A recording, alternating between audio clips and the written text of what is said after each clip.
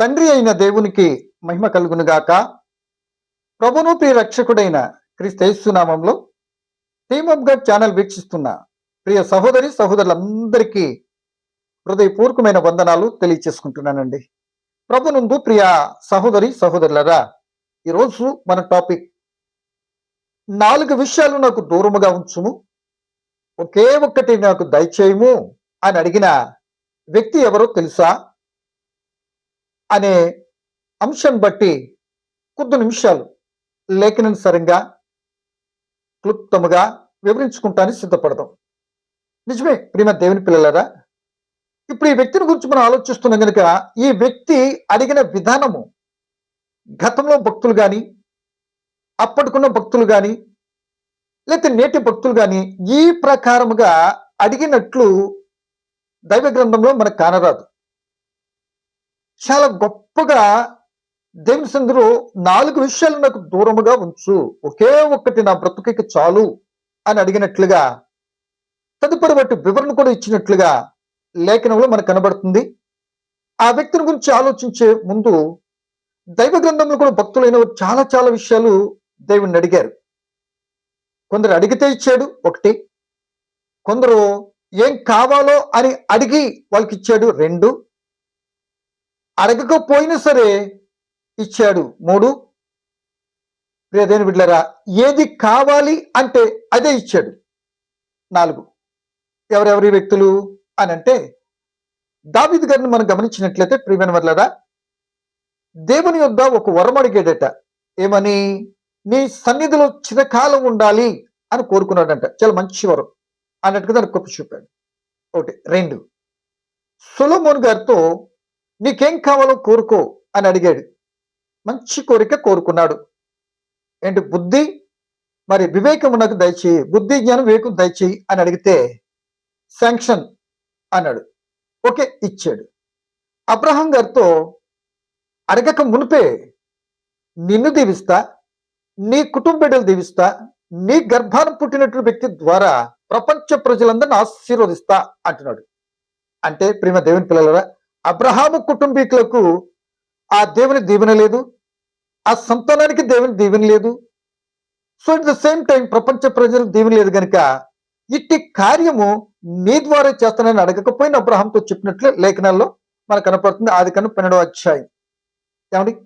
ఇక 4వ మాటగా చూస్తే అడిగింది ఏదైతే అడిగారో అదే ఇచ్చాడు. హన్నాకి నాకు కుమారుడు కావాలి అని అడిగింది, కుమారుని ఇచ్చాడు. ఇలా ఈ విధంగా అడగకపోయినా పొందుకున్న తీరు మనకు కనబడుతుంది. కానీ సో ఇప్పుడు మనం చెప్పుకోబోతున్నటువంటి వ్యక్తి అడిగిన తీరు అసలు ఎంత గొప్పగా ఆలోచించదగ్గ విషయాలు ఉన్నాయో మన వాక్య భాగాన్ని చదివి ఆ వ్యక్తి ఎవరో ఏంటో వివరణలోకి వెళ్ళడానికి మనం ప్రయత్నించాం.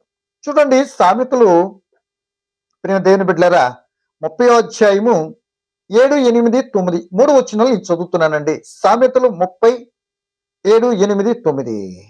దేవా, నేను నీకు 2 మనవులు చేసుకునిచున్నాను. నేను చనిపోక ముందు వాటిని నాకు అనుగ్రహింపుము.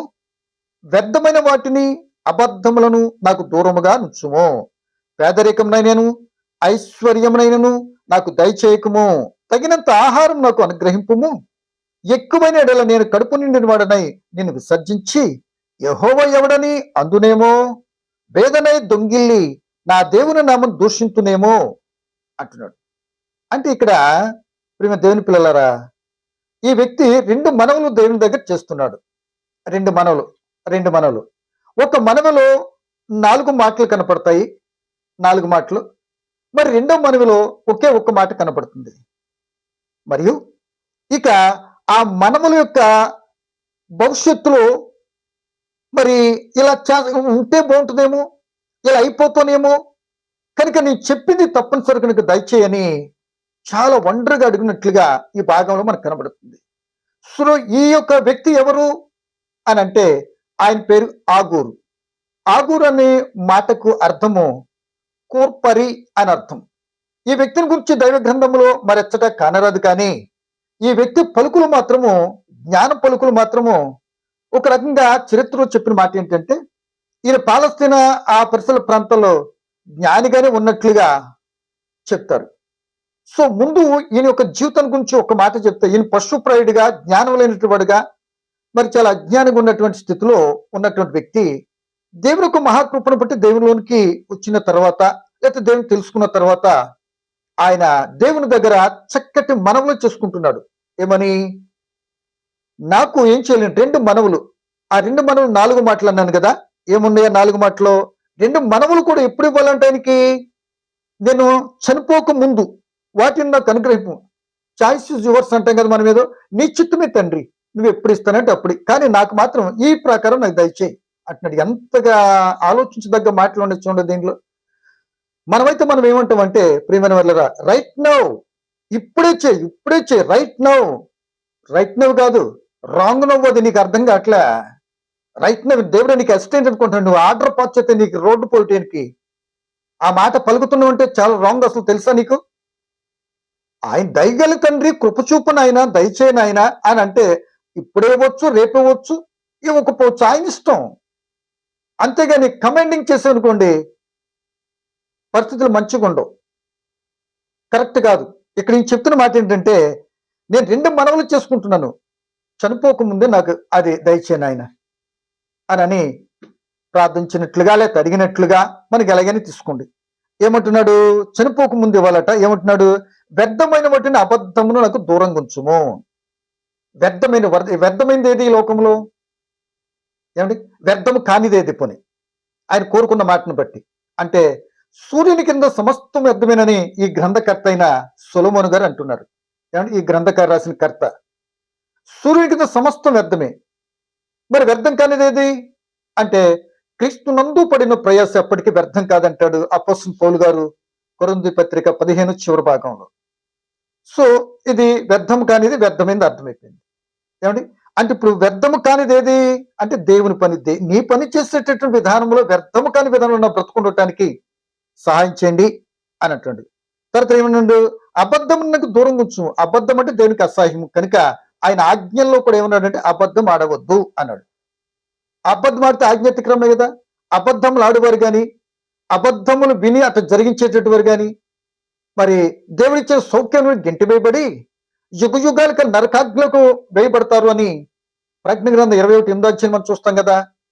మరి అబద్ధములు ఆడినటువంటి వాడు పోగొట్టుకున్నది ఏంటి అని అంటే, అవ్వాదాములు అబద్ధాన్ని నమ్మి జరిగించి దేవుని కోపాన్ని గురై ఇచ్చిన సౌఖ్యాన్ని గెంటిచ్చేసుకున్నారు కదా. కనుక అది కూడా నాకు వద్దు అంటున్నాడు. అంటే దేని బిడ్డలారా, వ్యర్థమనేది వద్దు, అబద్ధం వద్దు. మరి ఇప్పుడు ఏం కావాలనికి? ఏం కావాలంటే ఇప్పుడు మనం చెప్పుకున్నాం కదా, వ్యర్థము కానిది దేవుని యొక్క పని కావాలి. నేను చేస్తే ఒకలా పని చేస్తాను. అబద్ధం ఆడేది నిజం చెప్పేది, సత్యం చెప్తాను, సత్యం కొరకు నేను ఏమైపోయినా పర్వాలేదు, నిలిచి ఉండేటటువంటి ఉండాలన్నట్టుగా మనం గ్రహించాలి. ఒకటో మనవులో ఒకటో భాగం 2 మాటలు చెప్పాను. ఇంక 2 మాటలు ఏమంటున్నాడంటే, ప్రియదేని బిడ్డలారా, పేదరికంలో ఐశ్వర్యంలో నాకు వద్దు. నా పేదరికం వద్దు, ఐశ్వర్యం వద్దు. ఎందుకని పేదవాడినైతే ఒకళ్ళని దొంగనై నా అవసరతను కొరకు దొంగిల్లి నీ పేరు పెట్టుకొని నీ బిడ్డగా ఉండను కనుక దొంగిలితే కనుక మరి నీకు అవమానం కలుగుద్ది. ఏమొద్ది? అలా నాకొద్దు. నేను పేదగా దొంగిల్లి నీకు అపకీర్తి తెచ్చేటువంటి విధానంగా నాకు అవసరం లేదు. అంటే పేదరికం, పేదలైన వారు ధన్యులు అంటుంటే ఈయన ఏమంటాడు? అది వద్దు నాకు అంటున్నాడు.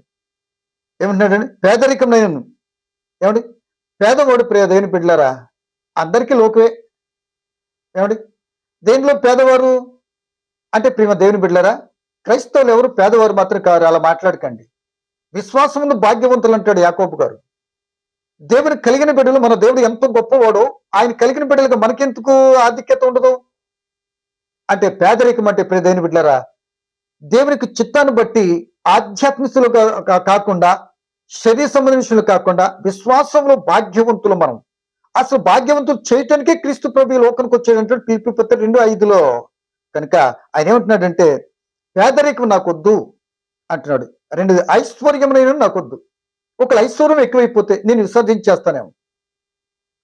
ఐశ్వర్యం ఎక్కువైపోతే నేను విసర్జించేస్తానేమో.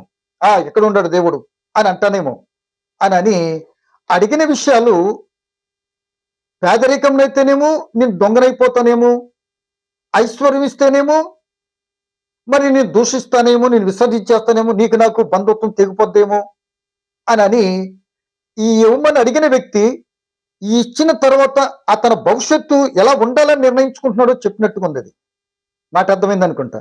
అక్కడ చెప్తున్న మాట అదే కదా ఆయన. అవి నాకు వద్దు వద్దు అంటున్నాడు. అంటే వీటి ద్వారా తనకేదో ప్రమాదం ఉందానా? ఏమండి, వద్దనిగా నాకు దయచేయము, అవి దూరం ఉంచుము. అంటే అబద్ధం అనొద్దు ఆయనే, పేదను ధనిలది ఆయనే, అంటే పేదరికము ఐశ్వర్యం కూడా ఇచ్చేది ఆయనే. కనుక నీవే ఇస్తావు కనుక అన్నీ ఇప్పుడు నీతోనే చెప్తున్నా నాయనా, అవే నాకు వద్దు. ఎంత చక్కటి మాట అండి. అవే నాకు దూరం ఉంచు అంటున్నాడు. నువ్వు దూరంగా ఉండాలా పరిస్థితులు చెప్పినప్పుడు, లేకపోతే దేవుడే వాటి నుండి నేను దూరం చేయాలా? ఒకసారి ఆలోచించండి. అని అంటే దేవుడు చెప్పిన ప్రకారం మనం నడవాలి. ఆ నడకలో కూడా నా ఇష్టాన్ని రుచుకొని ఉండటానికి నీ సహాయాన్ని దయచేయను ఆయన. అప్పుడు మాత్రమే నేను దూరంగా ఉండగలుగుతాను. అప్పుడు మాత్రమే నేను పేదరికము ఐశ్వర్యంతులు కూడా తప్పిపోకుండా నీ దగ్గర ఉండడానికి అవకాశం ఉంటుంది అంటున్నాడు. సో బైబిల్ చరిత్రలో మీరు చూస్తే ధనవంతులుగా ఉన్నటువంటి చాలా గర్వంతో మాట్లాడినటువంటి వారు చరిత్రలో చాలా ఇబ్బంది పడినట్లుగా బైబిల్లో మన దాఖలాలు కనపడతాయి. ఫర్ ఎగ్జాంపుల్ పరో అంటే ఏమంటారు తెలుసా? మోషే గారు ఐగుప్తులు ఇశ్రాయేల్ని విడిపించడానికి వెళ్ళినప్పుడు నేను వెళ్ళి విడిపించడానికి ఆ పరో దగ్గరికి వెళితే అసలు యెహోవా నేను విడిపించడం నాకు తెలియదు పో అంటాడు. నిర్గమకాండ 5:2 చివరాఖరికి ఏమైంది తెలుసా? తను సమస్తము కోల్పోయాడు. తదుపరి వారు కూడా ఏమైపోయారు? ఆ యొక్క ఎర్ర సముద్రంలో మునిగిపోయారు కదా. ఏమండి, ఇక రెండో మట్టుగా చూస్తే గొలియతు చాలా రంకెలు వేశాడు. ప్రగల్భన కండబలను బట్టి ఆ యొక్క ఫిలిష్తీయుల అధికారాన్ని బట్టి గర్వించాడు. ఏమైంది కలిగిన దాన్ని బట్టి, ఆ యొక్క హోదా, హైటు, వెయిట్ని బట్టి ఏమైంది? చివరాఖరి దేవుని బిడ్డలారా, చిన్న రాయితో మొత్తం మీద ఆ చిన్న రాయి కొట్టటమే దావీదు గారు తన పీకను నరికినట్లుగా మనకు కనపడుతుంది కదా. కనుక ప్రియమ దేవుని పిల్లలారా, ఆలోచించేయండి. అలా ప్రగల్భానం ఏంటి తన నాశనానికి దారితీస్తుంది. ఏమండి, ఆ యొక్క యెహోవా ఎవడు అనే మాట అందుగాను తన సర్వం కోల్పోయేటువంటి పరిస్థితి వచ్చింది. ఇకపోతే నెబుకద్నెజరు ఇదంతా కూడా నా బలాధికారం అన్నాడు. ఏం జరిగింది? పశువును చేసి గడ్డి తినిపించిన సంగతి మనందరికీ తెలుసు. కనుక సన్హెరీబు కూడా దేవుని బిడ్డ అష్షూరు రాజు హిజ్కియాతో నిన్ను రక్షించేది ఎవడయా అని అడిగినప్పుడు దేవతతో ఒక్కసారి దేవత వస్తుమే 1,80,000 మంది చనిపోయారు కదా. కనుక ఇలా కలిగిన స్థితిని బట్టి చాలా మంది గర్వించారు. అయ్యా, అట్టి నా స్థితి నాకు వద్దు. నాకు కావాల్సింది ఏంటంటే పేదరికం వద్దు, ఐశ్వర్యం వద్దు, పెద్దమైన వద్దు, అబద్ధమును దూరం ఉంచు అని వండర్ఫుల్ గా అడిగినట్టు కనపడుతుంది. ఎప్పుడన్నా ఇలా అడిగిన తర్వాత ఇచ్చిన దాన్ని పెట్టి అయిపోతానేమో, అందుకే నేను వద్దంటున్నాను అయినా నాకు దూరంగా ఉంచు, నాకు అవి నాకు దయచేయొద్దు అంటున్నాడు. అంటే దేవుడు ఏదో ఈయనకి ఇచ్చేస్తాను అన్నట్టుగా, ఏమండి, లేకపోతే దేవుడు ఇస్తానన్నటువంటి వాగ్దానం చేసేసినట్లుగా, అయ్యే నాకు వద్దు నాయన అని చెప్తున్నాడంటే నిజంగా ఎంత దూరం ఆలోచించాడు. చెప్పినట్లు కూడా వాటి దూరం తప్పిపోతానేమో, అందుకే నాకు వద్దు అని మరి పక్కాగా చెప్తున్నట్లు కనబడుతుంది కదా. ఇలా అడిగి ఈ విషయాల ద్వారా ఏదైనా అయిపోతానేమో అని ఎప్పుడైనా ఆలోచించాం మనం, ఏమండి? కానీ మనకేమనుకుంటామంటే ఆ ఒక్కటైతే వద్దు, కానీ ఈ 4 మాత్రం దయచేసాయి. నేను వెళ్ళిపోయినా పర్వాలేదు, అబద్ధాలు ఆడిస్తే పర్వాలేదు, పేదరికం బదులు నాకు ఐశ్వర్యం అంత కూడా ఇచ్చేయాలి అనుకుని కలిపోట్ర కాబెట్టరంగని అన్ని మనం కోరేసుకుంటాం. అదే ఆ లోకంలో అనేక మందికి ఉన్నటువంటి దానికి ఈ ఆగూరు గారికి కనబడుతున్న తేడా. మరి ఈరోజు మన పరిస్థితి ఏంటి? ఇవన్నీ అడిగి ఆయన అడిగింది అని తెలుసా? దేవుని బిడ్డలారా, ఏమన్నాడు? తగినంత, అదే కదా 8వ అధ్యాయం చివరి వచనం, తగినంత ఆహారం నాకు అనుగ్రహించు చాలు. మనం ఈ లోకంలోనికి ఏమి తీసుకుని రాలేదు, ఏమి తీసుకుని వెళ్ళలేమంటాడు. మరి తిమోతి పత్రికలో పౌలు గారు 6వ అధ్యాయం 7వ వచనంలో ఇక్కడ ఏంటంటే తగినంత ఆహారం చాలు. అంటే యేసు ప్రభువు ప్రార్థన నేర్పించినప్పుడు మా అనుదిన ఆహారం మాకు దయచేయండి, రేపటి కాలానికి ఏమవుతానో తెలియదు, మరో రోజు నా బ్రతుకులో ఉందో లేదో తెలియదు, మనం అందరూ నిన్నటి వారమే అంటాడు యోబు గారు. సో కనుక తగినంత దయచే, అనుదిన ఆహారం దయచేయడు. ఇశ్రాయేలు ప్రజలకు కూడా మరి మన్నాను ఏ రోజు మన్నాను ఆ రోజున ఇచ్చినట్లుగా మనకి నిర్గమకాండంలో కనబడుతుంది. సో దీన్ని బట్టి మనం ఆలోచన చేస్తే దేవుని బిడ్డలారా, తగినంత మాత్రం నాకు ఇవ్వను ఆయన చాలు అంటున్నాడు. కనుక ఈ మాటను బట్టి ప్రేమ దేవుని పిల్లలారా, ఈ రోజున ఒకళ్ళు భక్తులైనట్టు వారు ఇది కావాలి అది కావాలని అడిగే స్థితిలో మనం ఉన్నామా? అది పొందుకునేటువంటి అటువంటి ఆసక్తి ఉందా? ఇదిగో యాగూరు కుమారుడు మనకు తెలియపడుతున్న రీతిగా అవి నాకు దూరం చేసే నాయన, ఎందుకంటే నువ్వు దూరం చేయకపోతే అవి నాకు దగ్గరకు వచ్చి నన్ను పాడు చేస్తున్నవే. నీ సహాయం కావాలి నాకు అని అడిగేటట్టుండమా? లేకపోతే ఇవి నాకు దయచేయొద్దు, ఇది దయచేసి నాకు ఇవ్వద్దు, ఇవి ఎంత చక్కటి నాకు ఇవ్వద్దు, ఇవి ఏది పేదరికం నేను ఐశ్వర్యం నేను అంటే దాని అర్థం ఏంటి? పేదరికం అయితే అది నా పేదరికను బట్టి నేను నిందించుకుంటానేమో ఒకటి, ఐశ్వర్యం ఉంటే గర్విష్ఠనై లేకపోతే దాన్ని చూసి భయపడే పరిస్థితి జనాలకు వస్తుందేమో. అందుకే నాకు వద్దు, ఇవి నాకు వద్దు, నాకు వద్దు, నాకు వద్దు అని అంటున్నాడు. ఏమండి, ఆయన ఇస్తానంటున్నాడేమో, ఈయన వద్దు అంటున్నాడేమో. అంటే ఆయనకి దేవునికి ఎంత మంచి తత్సంబంధం ఉందో ఏమో అనిపిస్తుంది నాకైతే. కనుక ఈ మాట బట్టి మీరు నేను మనం కూడా దేవుని చిత్తానుసారంగా మనకు అనుదినము కావాల్సినటువంటి విధానం కోరుకునేటట్టు ఉండాలి. కానీ నాకేదో కావాలి, అది కావాలి, ఇది కావాలని లోకంలో వ్యర్థమైనటువంటి వాటిని అబద్ధాల మాటలతో చెప్పి కోరుకునేటట్టుంటే లోకము దాని ఆశ గతించిపోద్దు. కనుక దాంతో మనం గతించిపోయే విధానంలో అడగొద్దు అని ఈ యొక్క ఆగురు ప్రార్థన ద్వారా అడిగిన తీరుని బట్టి గ్రహించాలి. ఐశ్వర్యం ఉంటే తప్పుపోతామేమో, పేదరికం అయితే దొంగవైపోతామేమో, ఇవి కూడా ఇవి దయచేయొద్దు అని కోరుకుంటున్నాడు. మరి ఇట్లాంటి విషయాలపైన అడిగేమో, అడిగితే బాగుంటుంది. ఒకసారి ఆలోచించుకుని ప్రభుని బట్టి మీ జ్ఞాపకం చేస్తాం. దేవుడి గ్రంథంలో వ్రాయించాడంటే మరి ఏదో పాఠం నేర్చుకోమనే కదా. కానీ ఏది మనం కోరుకున్నాలంటే తగినంత తగినంత తగినంత ఆహారం ఉంటే చాలు. ఎందుకంటే మరో క్షణంలో ఏమవుతామో తెలియదు. కనుక మరి ఏం తిందామా, ఏం త్రాగుదామా అవి కాదు మనకు కావాల్సింది. ప్రభుని పిలవటం ఆయన ఏదో అని అంటడం కూడా కాదు. అది ఆయన చెప్పిన మాట ప్రకారం జీవిస్తూ, ఏమండి, ఆయన మాట ప్రకటిస్తూ ఇటువంటి విధానము లక్షణాలు కలిగి తగినంత ఆహారం ఇస్తే చాలు ప్రభు, తగినంత ఉంటే నువ్వు చాలు తండ్రి అని మనం ప్రార్థించాలి. అంతేగాని ఒకళ్ళు ఏవేవో కావాలనుకున్నంత మాత్రాన నీ ఇంటికి వచ్చి పడిపోవు. ఏమండి, ఏదేదో వద్దంతుకున్నంత మాత్రాన ఆగిపోవు. ఇప్పటికైనా నీ దగ్గర ఏదైనా ఉన్నది అంటే ఆయన ఇచ్చిందే కదా. ఏమండి, నువ్వు సజీవంగా ఉన్నామంటే ఆయన ఉచితమైన కృపే కదా. ఆయన ఇవ్వందంటూ ఏది లేదు కదా. ఏమండి, ఏదైనా ఆయన ఇచ్చాడు, ఏదైనా ఆయన ఇచ్చాడు.